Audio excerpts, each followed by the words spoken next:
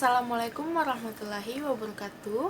Perkenalkan, nama saya Citra Nabila dengan NIM 2102085010118 dari kelas 02 Pendidikan Kesejahteraan Keluarga, Fakultas Teknik Universitas Negeri Makassar. Video ini saya buat untuk memenuhi tugas akhir mata kuliah Bahasa Indonesia. Pada video kali ini saya akan membahas mengenai presentasi ilmiah. Oke, yang pertama, apa sih pengertian presentasi ilmiah ini? Presentasi ilmiah merupakan suatu kegiatan dalam dunia akademik, yakni menyajikan atau menyampaikan suatu gagasan atau pendapat dari hasil temuan, penelitian, pemikiran kritis, atau informasi ilmiah ke depan orang banyak atau suatu forum akademik. Hal ini biasanya dilakukan oleh seorang ilmuwan atau akademisi untuk menyampaikan informasi yang ia temukan atau ia ketahui mengenai suatu objek. Kemudian adapun tujuan dari presentasi ilmiah ini, yang pertama, memberikan informasi yang jelas dan detail kepada audiens. Yang kedua, meyakinkan audiens, dan yang ketiga, membujuk audiens.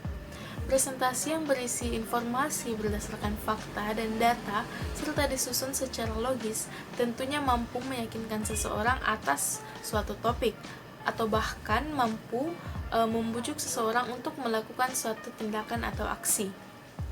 Nah, untuk melakukan presentasi yang efektif, ada 3 hal yang perlu kita perhatikan.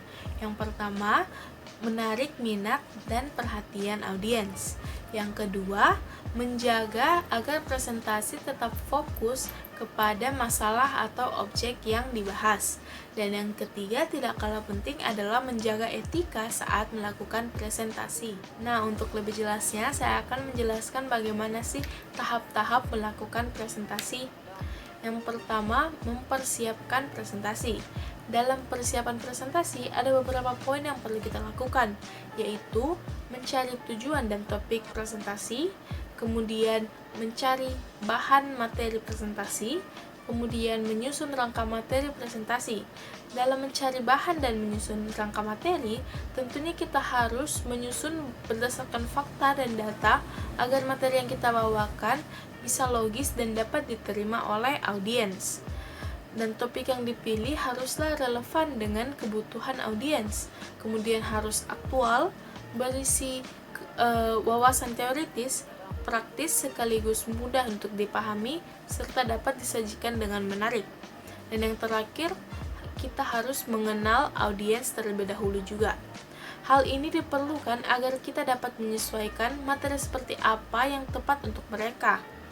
Dalam mengenali audiens, kita bisa membedakan mereka misalnya dari tingkat pendidikannya. Apakah audiens kita ini anak SD, berasal dari kalangan anak SMP, SMA, atau bahkan mahasiswa. Atau bisa juga berdasarkan profesi atau bahkan berdasarkan data umur.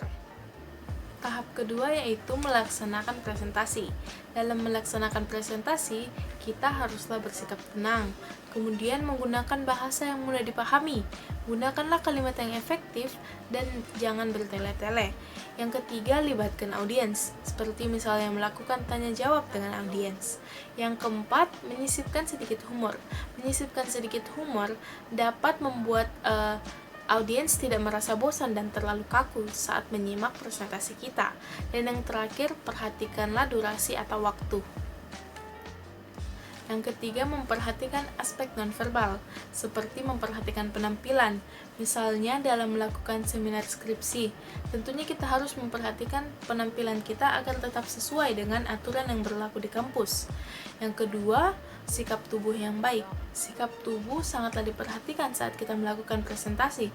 Maka dari itu, sikap tubuh tidak boleh berlebihan. Misalnya saat presentasi kita tidak boleh berjalan terlalu banyak, atau bahkan kita juga tidak boleh hanya duduk saja sepanjang presentasi.